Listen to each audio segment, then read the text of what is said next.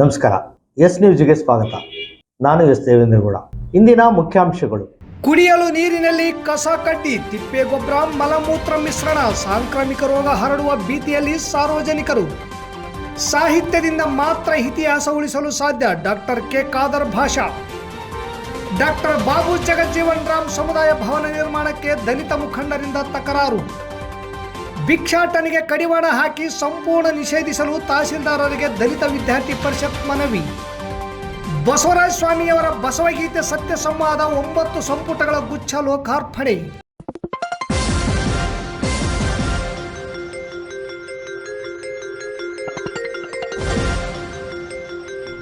S news, ಇದು ನಿಮ್ಮ ಧ್ವನಿ. ವಾರ್ತೆಗಳ ವಿವರ. ಗ್ರಾಮ ಹಾಗೂ ಕ್ಯಾಂಪ್ಗಳ ಮೂಲಕ ಹಾದು ಹೋಗುವ 36ನೇ ಉಪಕಾಲುವೆಗೆ ಕುಡಿಯುವ ನೀರು ಬಿಟ್ಟಿದ್ದಾರೆ. ಆದರೆ ಕಾಲುವೆ ಮೇಲ್ಭಾಗದಲ್ಲಿ ಹುಲ್ಲಿನ ಬಣವೆಗಳಿದ್ದು ಜಾನುವಾರುಗಳನ್ನು ಜನ ಸಾಕುತ್ತಿದ್ದು, ಹುಲ್ಲು, ಕಸಕಡ್ಡಿ, ತಿಪ್ಪೆಗೊಬ್ಬರ ಹಾಗೂ ಮಲಮೂತ್ರವು ಸೇರಿದಂತೆ ಎಲ್ಲವೂ ಕುಡಿಯುವ ಬಿಟ್ಟ ನೀರಿನಲ್ಲಿ ಮಿಶ್ರಣವಾಗಿ ಕೆರೆಗಳಿಗೆ ನೀರು ಹರಿಯುತ್ತಿದೆ. ಕಾರಣ ಕಲುಷಿತಗೊಂಡಿರುವ ನೀರನ್ನು ಬಳಸುವುದರಿಂದ ಸಾಂಕ್ರಾಮಿಕ ರೋಗಗಳು ಹರಡುವ ಭೀತಿ ಪ್ರಾರಂಭ. ಬೇಸಿಗೆ ಕಾಲ ತುಂಬಿದ ಕೆರೆಗಳು ಬರಿದಾಗುತ್ತಿವೆ. ನೀರಿಗಾಗಿ ಈಗಾಗಲೇ ತಾಲೂಕು ಸೇರಿದಂತೆ ಹಲವು ಗ್ರಾಮಗಳಲ್ಲಿ ಹಾಹಾಕಾರ ಶುರುವಾಗಿದೆ. ಸರ್ಕಾರ ಮತ್ತು ಅಧಿಕಾರಿಗಳು ಕುಡಿಯಲು ಕೆರೆಗಳ ಭರ್ತಿಗೆ ಕಾಲುವೆಗಳಿಗೆ ನೀರು ಹರಿಸುತ್ತಿದ್ದಾರೆ. ಆದರೆ ದೀಪದ ಕೆಳಗೆ ಕತ್ತಲು ಅನ್ನುವ ಅಧಿಕಾರಿಗಳು ಕಾಲುವೆಗಳನ್ನು ಸ್ವಚ್ಛ ಮಾಡಿಸದೆ ಬೇಸಿಗೆ ಕಾಲವೆಂದು ಹೇಳಿ ಇನ್ನು 2-3 ತಿಂಗಳುಗಳ ಕಾಲ ಕುಡಿಯಲು ಕೆರೆಗಳಿಗೆ ನೀರು ತುಂಬಿಸಬೇಕೆಂದು ಕಾಲುವೆಗಳಲ್ಲಿ ಕಸ ಕಡ್ಡಿ, ಸಗಣಿ, ಮಲಮೂತ್ರ ಏನೇ ಇದ್ದರೂ ಸಹ ಕಾಲುವೆಗಳ ಸ್ವಚ್ಛತೆ ಕಡೆಗೆ ಗಮನ ಹರಿಸದೆ ಕೆರೆಗಳನ್ನು ತುಂಬಿಸಿದರೆ ಸಾಕಪ್ಪ ಅನ್ನೋ ಮನೋಭಾವನೆಯಲ್ಲಿ ಎಲ್ಲ ಆಯಾ ಗ್ರಾಮಗಳ ಪಂಚಾಯಿತಿ ಅಭಿವೃದ್ಧಿ ಅಧಿಕಾರಿಗಳು ಹಾಗೂ ತಾಲೂಕು ಪಂಚಾಯಿತಿ ಹಾಗೂ ಜಿಲ್ಲಾ ಪಂಚಾಯಿತಿ ಅಧಿಕಾರಿಗಳು ಇದ್ದಾರೆ. 36ನೇ ಉಪಕಾಲುವೆಗೆ ಅಂಟಿಕೊಂಡಂತೆ ರಾಜೀವ್ ನಗರ ಕ್ಯಾಂಪ್, ತಾಯಮ್ಮ ಕ್ಯಾಂಪ್, ಹನುಮನ ಕ್ಯಾಂಪ್ ಸೇರಿದಂತೆ ಇನ್ನಿತರೆ ಸಣ್ಣ ಪುಟ್ಟ ಕ್ಯಾಂಪ್ಗಳು ಸಹ ಕಾಲುವೆ ದಂಡಿಗೆ ಇವೆ. ಆದರೆ ಅವರಿಂದ ಸ್ವಚ್ಛತೆ ಕಾಪಾಡಿದರೆ ನೀರು ಸ್ವಚ್ಛವಾಗಿ ಹರಿದು ಬರುತ್ತದೆ. ಕ್ಯಾಂಪ್ಗಳ ರೈತರಾಗಲಿ ಸಾರ್ವಜನಿಕರಾಗಲಿ ಎಚ್ಚೆತ್ತುಕೊಳ್ಳಬೇಕಾಗಿದೆ. ಸರ್ಕಾರವು ಕೂಡ ಕಾಲುವೆಗಳ ಸ್ವಚ್ಛತೆಗಾಗಿ ಅನುದಾನ ಬಿಡುಗಡೆ ಮಾಡಿದೆ. ಆದರೆ ಜಿಲ್ಲೆಯ ಯಾವ ಕಾಲುವೆಗಳೂ ಕೂಡ ಸ್ವಚ್ಛತೆ ಭಾಗ್ಯ ಕಂಡಿಲ್ಲ. ಇನ್ನು 2 ತಿಂಗಳಾದರೆ ಬೇಸಿಗೆ ಮುಗಿಯುತ್ತಿದೆ. ಆದರೂ ಕಾಲುವೆಗಳ ರಿಪೇರಿಗಾಗಲಿ ಕಸ ಕಡ್ಡಿ, ತಿಪ್ಪೆ ಗುಪ್ಪೆ ತೆಗೆಯುವುದಾಗಲಿ ಇನ್ನುವರೆಗೂ ಕಾಮಗಾರಿ ಕೈಗೆತ್ತಿಕೊಂಡಿಲ್ಲ ಎನ್ನುವುದು ಜಿಲ್ಲೆಯ ಜನರ ದೂರಾಗಿದೆ. ಈ ಕಾಲುವೆಗಳಿಗೆ ನೀರು ಬಿಡುವ ಮೊದಲೇ ಸರ್ಕಾರ ಮತ್ತು ಅಧಿಕಾರಿಗಳು ಎಚ್ಚೆತ್ತುಕೊಳ್ಳಬೇಕಾಗಿತ್ತು. ಎಚ್ಚೆತ್ತುಕೊಳ್ಳದೆ ನೀರು ಬಿಟ್ಟು ಕೆರೆಗಳನ್ನು ತುಂಬಿಸುವ ಕೆಲಸ ಮಾಡುತ್ತಿದ್ದಾರೆ. ಅದು ಕಲುಷಿತಗೊಂಡು ನೀರು ಸಾರ್ವಜನಿಕರಿಗೆ ಸಾಂಕ್ರಾಮಿಕ ರೋಗಗಳು ಕಂಡು ಬಂದಲ್ಲಿ ನೇರವಾಗಿ ಸರ್ಕಾರ ಮತ್ತು ಅಧಿಕಾರಿಗಳು ಕಾರಣರಾಗುತ್ತಾರೆ ಎಂದು ವಿರುಪಾಪುರ ಗ್ರಾಮದ ಅಯ್ಯಂಗೌಡ ಮಾಲಿಪಾಟೀಲ್ ಹೇಳಿದರು. ನನ್ನ ವ್ಯಾಪ್ತಿಗೆ ಬರುವ ಕೆರೆಗಳಿಗೆ ಇನ್ನು 2 ದಿವಸದ ನಂತರ ನೀರು ತುಂಬಿಸುತ್ತೇನೆ. ಇಷ್ಟು ದಿನ ಕಾಲುವೆಗಳಿಗೆ ನೀರು ಹರಿಯದೇ ಇರುವುದರಿಂದ ಕಸ ಕಡ್ಡಿ, ತಿಪ್ಪೆ ಗೊಬ್ಬರ ಸಾಮಾನ್ಯವಾಗಿ ಬರುವುದು ಸಹಜ. ಸರ್ಕಾರ ಕಾಲುವೆಗಳನ್ನು ಸ್ವಚ್ಛ ಮಾಡಲು ಆದೇಶ ಮಾಡಿದೆಯೋ ಇಲ್ಲವೋ ನನಗೆ ಗೊತ್ತಿಲ್ಲ. ಆದರೆ ನಾನು ಮಾತ್ರ ತಿಳಿನೀರು ಬಂದಾಗ ಕೆರೆಗಳಿಗೆ ನೀರು ತುಂಬಿಸುವೆ ಎಂದು ವಿರುಪಾಪುರ ಗ್ರಾಮ ಪಂಚಾಯಿತಿ PDO ಪೂರ್ಣಿಮಾ ಅವರು ಹೇಳಿದರು.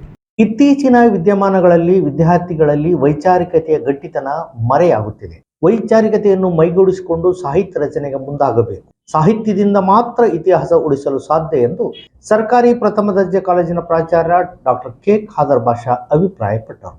ಅವರು ಸೋಮವಾರ ತುರ್ವಿಹಾಳ್ ಪಟ್ಟಣದ ಸರ್ಕಾರಿ ಪ್ರಥಮ ದರ್ಜೆ ಕಾಲೇಜಿನಲ್ಲಿ ಕನ್ನಡ ಸಾಹಿತ್ಯ ಪರಿಷತ್ತು ತುರ್ವಿಹಾಳ್ ಹೋಬಳಿ ಘಟಕದ ಪದಾಧಿಕಾರಿಗಳ ಪದಗ್ರಹಣ ಹಾಗೂ ಕಾರ್ಯಚಟುವಟಿಕೆಗಳ ಉದ್ಘಾಟನಾ ಸಮಾರಂಭವನ್ನು ಉದ್ಘಾಟಿಸಿ ಮಾತನಾಡಿದರು. ವಿದ್ಯಾರ್ಥಿಗಳು ತಮ್ಮ ಸುತ್ತಮುತ್ತಲಿನ ಪರಿಸರದಲ್ಲಿ ನಡೆಯುವ ವಿದ್ಯಮಾನಗಳನ್ನು ಗ್ರಹಿಸಿಕೊಂಡು ಆ ವಿಚಾರಗಳ ಕುರಿತು ಸಾಹಿತ್ಯ ರಚನೆಗೆ ಮುಂದಾಗಬೇಕು. ಸಾಹಿತ್ಯದಿಂದ ಮಾತ್ರ ಇತಿಹಾಸ ಉಳಿಸಲು ಸಾಧ್ಯ. ಈ ನಿಟ್ಟಿನಲ್ಲಿ ವಿದ್ಯಾರ್ಥಿಗಳು ಕ್ರಿಯಾಶೀಲರಾಗಿ ಇತಿಹಾಸವನ್ನು ಚರಿತ್ರೆಯಲ್ಲಿ ದಾಖಲು ಮಾಡಬೇಕು. ವೈಚಾರಿಕ ಶಕ್ತಿ ತುಂಬಲು ಸಾಹಿತ್ಯ ಸಹಕಾರಿಯಾಗಿದೆ. ಕನ್ನಡ ನಾಡು ನುಡಿಗೆ 2000ದ ಇತಿಹಾಸವಿದೆ. ಕನ್ನಡಿಗರು ಸಿಂಧು ನಾಗರಿಕತೆಯ ಸಂಸ್ಥಾಪಕರಾಗಿದ್ದಾರೆ. ಸಿಂಧನೂರು ಅತ್ಯಂತ ಹಿಂದುಳಿದ ತಾಲೂಕೆಂಬ ಕುಖ್ಯಾತಿಗೆ ಹೆಸರಾಗಿದ್ದು, ವಿದ್ಯಾರ್ಥಿಗಳು ಉನ್ನತ ಶಿಕ್ಷಣಕ್ಕೆ ಹೆಚ್ಚಿನ ಒತ್ತು ನೀಡುವ ಮೂಲಕ ಉಜ್ವಲ ಭವಿಷ್ಯ ರೂಪಿಸಿಕೊಳ್ಳಬೇಕು ಎಂದರು. ಜಿಲ್ಲಾ ಪ್ರತಿನಿಧಿ ಎಸ್ ದೇವೇಂದ್ರಗೌಡ ಮಾತನಾಡಿ, ವಿದ್ಯಾರ್ಥಿಗಳು ಸಾಹಿತ್ಯವನ್ನು ಮನೆ ಮತ್ತು ಮನಗಳಿಗೆ ಕೊಂಡೊಯ್ಯುವ ಕೆಲಸ ಮಾಡಬೇಕು. ಕನ್ನಡ ಪದ ಬಳಕೆಗಳ ಬಗ್ಗೆ ಅಸಡ್ಡೆ ತೊಲಗಬೇಕು.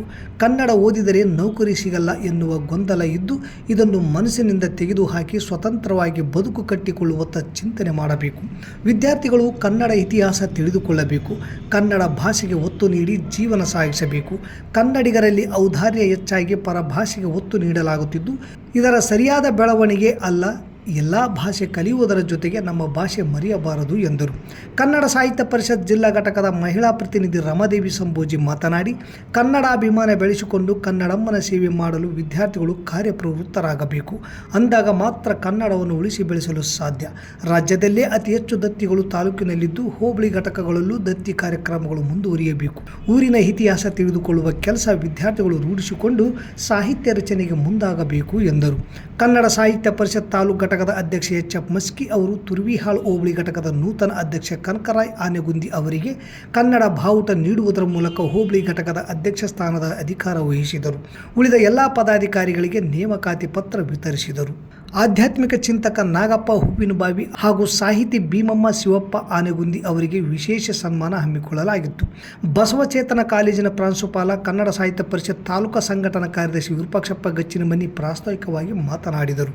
ಈ ಸಂದರ್ಭದಲ್ಲಿ ದಲಿತ ಸಾಹಿತ್ಯ ಪರಿಷತ್ತಿನ ಅಧ್ಯಕ್ಷ ಹುಸೇನಪ್ಪ ಅಮರಾಪುರ್, ಕನ್ನಡ ಸಾಹಿತ್ಯ ಪರಿಷತ್ ಗೌರವ ಕಾರ್ಯದರ್ಶಿ ಮೊಹಮ್ಮದ್ ಮುಸ್ತಫಾ, ಸಂಘಟನಾ ಕಾರ್ಯದರ್ಶಿ ವೀರೇಶ್ ಕನ್ನಾರಿ, ಕೋಶಾಧ್ಯಕ್ಷೆ ಶಾಂತಾ ಒಳಗಿನಮನಿ, ಕರ್ನಾಟಕ ರೈತ ಪ್ರಾಂತ ಸಂಘದ ಜಿಲ್ಲಾ ಅಧ್ಯಕ್ಷ ಬಸವಂತರಾಯಗೌಡ ಕಲ್ಲೂರ್, ಕನ್ನಡ ಸಾಹಿತ್ಯ ಪರಿಷತ್ ತುರ್ವಿಹಾಳ್ ಪತ್ರಿಕಾ ಪ್ರತಿನಿಧಿ ನವಾಬ್ ಶರೀಫ್, ಸಾಹಿತಿ ಭೀಮಮ್ಮ ಶಿವಪ್ಪ ಆನೆಗುಂದಿ ಇತರರು ಇದ್ದರು. ನಗರದ ಸರ್ವೆ ನಂಬರ್ 643ರ 1 ಎಕರೆ ಜಮೀನಿನಲ್ಲಿ ಡಾಕ್ಟರ್ ಬಾಬು ಜಗಜೀವನ್ ರಾಮ್ ಸಮುದಾಯ ಭವನ ನಿರ್ಮಾಣಕ್ಕೆ ತಯಾರಿ ನಡೆದಿದ್ದು, ಈ ಸ್ಥಳ ನಗರದಿಂದ ಬಹಳ ದೂರವಿದ್ದು ಕಾರ್ಯಕ್ರಮ ಮಾಡಲು ಅಡಚಣೆಯಾಗುತ್ತದೆ. ಕಾರ್ಯಕ್ರಮವೇ ಆಗದೆ ಹೋದರೆ ಸರ್ಕಾರದ ಹಣ ಪೋಲಾದಂತೆ. ಹಾಗಾಗಿ ಸಮುದಾಯ ಭವನವನ್ನು ನಗರದ ಹೃದಯ ಭಾಗದಲ್ಲಿ ನಿರ್ಮಿಸುವಂತೆ ತಹಸೀಲ್ದಾರ್ಗೆ ದಲಿತ ಮುಖಂಡರು ಮನವಿ ಪತ್ರ ಸಲ್ಲಿಸಿದರು. ನಗರ ಪ್ರದೇಶದಿಂದ ಈ ಸ್ಥಳ ದೂರವಿದ್ದು ಅದರ ಬಳಕೆ ಕಡಿಮೆ ಆಗುವುದರಿಂದ ಸರ್ಕಾರದ ಉದ್ದೇಶ ಈಡೇರಿದಂತಾಗುವುದಿಲ್ಲ. ಸುಮ್ಮನೆ ಹಣ ವೇಸ್ಟ್ ಆಗುತ್ತದೆ. ಬದಲಾಗಿ ನಗರದ ಸುಕಲ್ಪೇಟೆಯ TAPCMS ಅಥವಾ ಗಂಗಾವತಿ ರಸ್ತೆಯ ಸುಕೋ ಬ್ಯಾಂಕ್ ಹಿಂದುಗಡೆ ಇರುವ ಜಾಗದಲ್ಲಿ ಆಹಾರ ಇಲಾಖೆ ಜಾಗದಲ್ಲಿ ನಿರ್ಮಾಣ ಮಾಡಿದರೆ ಕಾರ್ಯಕ್ರಮ ಆಯೋಜನೆ ಮಾಡುವವರಿಗೂ ಹಾಗೂ ಭಾಗವಹಿಸುವ ಸಾರ್ವಜನಿಕರಿಗೂ ಅನುಕೂಲವಾಗುತ್ತದೆ. ಹೀಗಾಗಿ ಈಗ ಆಯ್ಕೆ ಮಾಡಿರುವ ಸ್ಥಳವನ್ನು ಬೇರೆ ಉದ್ದೇಶಕ್ಕೆ ಬಳಸಬಹುದು. ಡಾಕ್ಟರ್ ಬಾಬು ಜಗಜೀವನ್ ರಾಮ್ ಸಮುದಾಯ ಭವನ ನಿರ್ಮಾಣಕ್ಕೆ ನಗರದಲ್ಲಿರುವ ಸ್ಥಳವನ್ನು ಆಯ್ಕೆ ಮಾಡಿ ನಿರ್ಮಾಣ ಮಾಡುವಂತೆ ದಲಿತ ಮುಖಂಡರಾದ DH ಪೂಜಾರ್, ಸೋಮನಾಥ್ ಸೂಲಂಗಿ, ಕೆ ಮರಿಯಪ್ಪ, ಹುಸೇನಪ್ಪ ಸೂಲಂಗಿ, ಮಲ್ಲಿಕಾರ್ಜುನ್ ಭಂಡಾರಿ, ಸೋಮಣ್ಣ ಗಾಣದಾಳ್, ಬಸಪ್ಪ ಮುದ್ಕಪ್ಪಟ್ಟಿ, ಜಗದೀಶ್ ಸೂಲಂಗಿ, ಮುತ್ತು ಸಾಗರ್, ಅಶೋಕ್ ಗೊರೆಬಾಳ್, PS ಕೊಟ್ರೇಶ್ ಮನವಿ ಪತ್ರ ಸಲ್ಲಿಸಿದ್ದಾರೆ. ಸರ್ಕಾರ ಹಲವಾರು ಯೋಜನೆಗಳ ಮೂಲಕ ಮಾನವ ಅಭಿವೃದ್ಧಿಯನ್ನು ಉನ್ನತೀಕರಿಸಲು ಪ್ರಯತ್ನ ನಿರಂತರವಾಗಿ ಮಾಡುತ್ತಾ ಬರುತ್ತಿದೆ. ಆದರೂ ಸಮಾಜದಲ್ಲಿ ಇನ್ನೂ ಮಾನವ ಅಭಿವೃದ್ಧಿ ಗರಿಷ್ಠತೆ ಸಾಧಿಸಲು ಸಾಧ್ಯವಾಗಿಲ್ಲ. ಜೊತೆಗೆ ಕಾನೂನು ಸಮರ್ಪಕ ಮತ್ತು ಕಟ್ಟುನಿಟ್ಟಾಗಿ ಪಾಲನೆ ಆಗುತ್ತಿಲ್ಲ.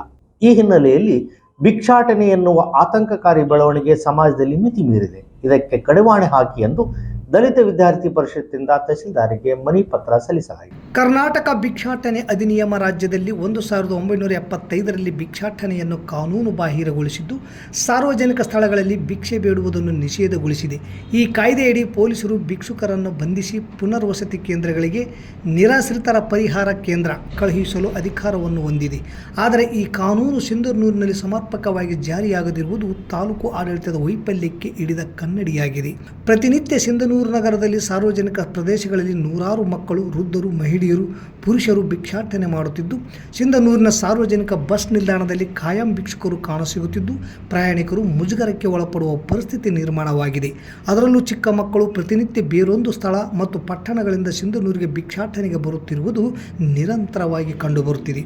ಮಕ್ಕಳು ಶಾಲೆಯಿಂದ ಹೊರಗುಳಿದಿರುವ ಆತಂಕದ ಜೊತೆಗೆ ನಗರದಲ್ಲಿ ಭಿಕ್ಷಾಟನೆ ಮಾಡುವ ಮಕ್ಕಳಿಗೆ, ಮಹಿಳೆಯರಿಗೆ, ವೃದ್ಧರಿಗೆ ಪರ್ಯಾಯ ವ್ಯವಸ್ಥೆ ಅಥವಾ ಅನಾಥರು, ನಿರಾಶ್ರಿತರು ಇದ್ದರೆ ಅವರಿಗೆ ಸೂಕ್ತ ರಕ್ಷಣೆ ನೀಡಿ ಸರ್ಕಾರದಿಂದ ದೊರೆಯುವ ಸೌಕರ್ಯಗಳನ್ನು ಕಲ್ಪಿಸಿ ಶಾಲೆಯಿಂದ ಹೊರಗುಳಿದ ಮಕ್ಕಳಿಗೆ ಉಚಿತ ವಸತಿ ಮತ್ತು ಶಿಕ್ಷಣವನ್ನು ನೀಡಿ ಸಿಂಧನೂರಿನಲ್ಲಿ ಮುಂದೆಂದೂ ಯಾರೂ ಭಿಕ್ಷಾಟನೆ ಮಾಡದಂತೆ ಕ್ರಮ ಕೈಗೊಳ್ಳಬೇಕೆಂದು ಒತ್ತಾಯಿಸಿದರು. ಈ ವೇಳೆ ತಾಲೂಕು ಅಧ್ಯಕ್ಷ ದುರ್ಗೇಶ್ ಕಲ್ಮಂಗಿ, ನರಸಪ್ಪ ಬಡಿಗೇರ್, ಶಿವಪುತ್ರ ಅಮರಾಪುರ್, ದೇವರಾಜ್, ರಾಜು ಉಲಗಂಚಿ ಸೇರಿದಂತೆ ಅನೇಕರಿದ್ದರು. ಕನ್ನಡ ಸಾಹಿತ್ಯದಲ್ಲಿ ವರ್ತಮಾನದ ಕೆಲವು ಪುಸ್ತಕಗಳು ದಾಖಲಾಗಿವೆ. ಅದರಲ್ಲಿ ಬಸವಗೀತೆ ವಚನ ಸಂಪುಟವು ಒಂದು ಎಂಬುದು ಹೆಮ್ಮೆಯ ವಿಚಾರವಾಗಿದೆ. ಹಿರಿಯ ಪತ್ರಕರ್ತರು ಹಾಗೂ ಸಂಪಾದಕರಾದ ಬಸವರಾಜ ಸ್ವಾಮಿಯವರು ಈ ಕೃತಿಯಲ್ಲಿ ಅಂತರಂಗದ ಅವಲೋಕನ ಮಾಡಿಕೊಳ್ಳಲು ಪರಿಣಾಮಕಾರಿಯಾಗಿ ವಚನಗಳನ್ನು ವಿಮರ್ಶೆ ಮಾಡಿದ್ದಾರೆ ಎಂದು ತುರ್ವಿಹಾಳ್ ಪ್ರಥಮ ದರ್ಜೆ ಕಾಲೇಜಿನ ಪ್ರಾಂಶುಪಾಲ ಡಾಕ್ಟರ್ ಖಾದರ್ ಬಾಷಾ ಹೇಳಿದರು.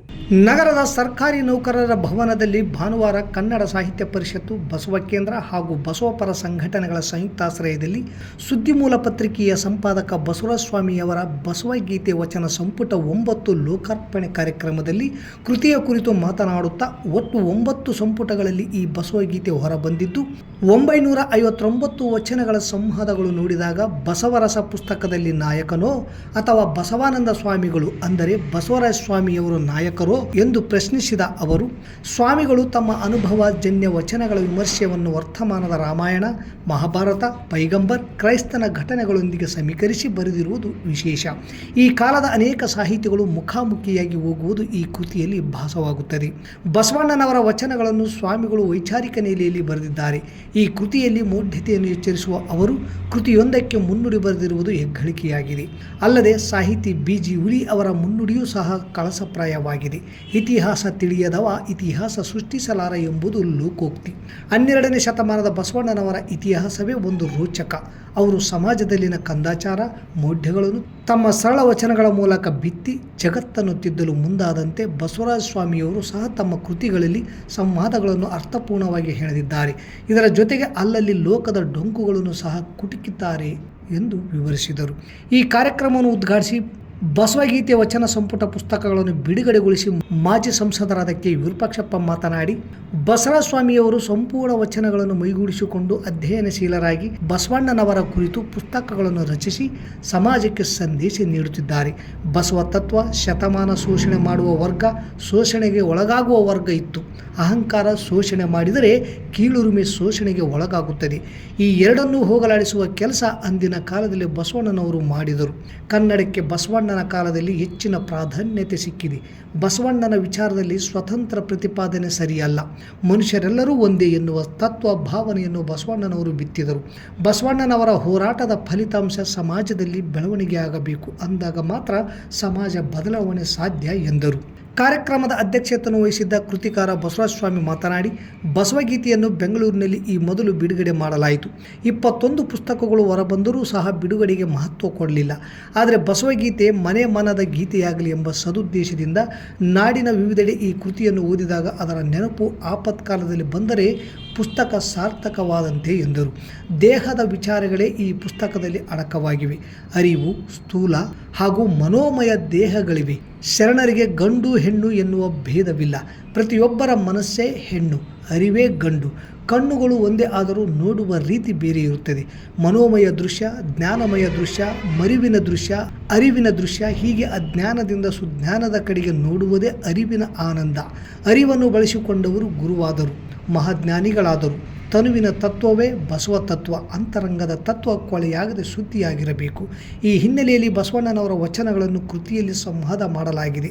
ಪ್ರತಿಯೊಬ್ಬರು ಓದಿ ಅರ್ಥೈಸಿಕೊಂಡು ಬದುಕಬೇಕು ಎಂದು ವಿಶ್ಲೇಷಿಸಿದರು.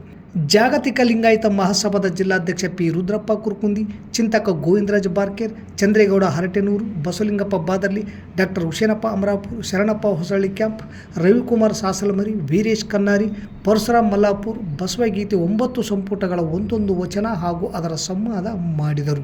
ವೇದಿಕೆಯಲ್ಲಿ ಬಸವ ಚಾರಿಟಬಲ್ ಟ್ರಸ್ಟ್ನ ಅಧ್ಯಕ್ಷೆ ಕೆ. ಶರಣಪ್ಪ ತೆಂಗಿನಕಾಯಿ, ಕನ್ನಡ ಸಾಹಿತ್ಯ ಪರಿಷತ್ ಅಧ್ಯಕ್ಷೆ ಎಚ್.ಎಫ್. ಮಸ್ಕಿ, ಮಹಿಳಾ ಬಸವ ಕೇಂದ್ರದ ಅಧ್ಯಕ್ಷೆ ಸುಮಂಗಲ ಚಿಂಚಿರಿಕಿ, ನೌಕರರ ಸಂಘದ ಅಧ್ಯಕ್ಷೆ ಚಂದ್ರಶೇಖರ್ ಹಿರೇಮಠ ಸೇರಿದಂತೆ ಅನೇಕರಿದ್ದರು.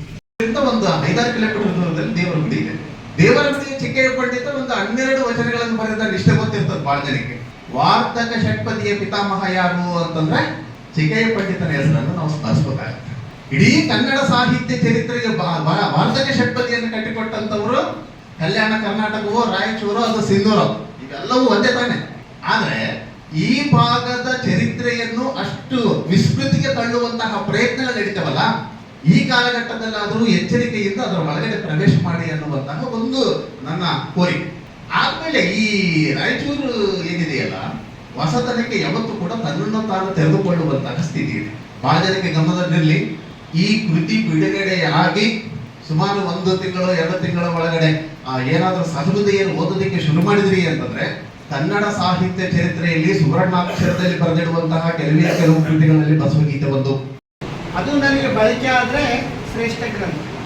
ಬರೀ ಹೇಳಲಿಕ್ಕೆ ಬಂತು, ಇರಲಿಕ್ಕೆ ಬರಲಿಲ್ಲ ಅಂದರೆ ಓದಿದ್ದು ವ್ಯರ್ಥ ಅಲ್ಲ. ಸಾಹಿತ್ಯ ಅಂದರೆ ಈಗ ನಾವು ಹಾಗೆ ಮಾಡ್ಕೊಂಡಿದ್ದೀವಿ. ಈ ಪುಸ್ತಕದ ಸಾಹಿತ್ಯ ಚೆನ್ನಾಗಿದೆ, ಈ ಪುಸ್ತಕದ ಸಾಹಿತ್ಯ ಚೆನ್ನಾಗಿಲ್ಲ ಅಂತೇಳಿ ಹೇಳೋದು. ಆದರೆ ದೇಹ ಸುಧಾರಿಸ್ಕೊಳ್ಳೋದಕ್ಕಾಗಿ ಬರೆದ ಗ್ರಂಥಗಳು ಎಲ್ಲವೂ ದೇಹದಿಂದಲೇ ಹೊರ ಬಂದವು. ಅಲ್ಲಿ ಬಸವಣ್ಣನವರು ಒಂದು ಮಾತು ಹೇಳ್ತಾರೆ, ಕಣ್ಣೊಳಗೆ ಕಣ್ಣಿದ್ದು ಕಾಣಲೇ ಕರಿಯರಯ್ಯ ಅಂತ.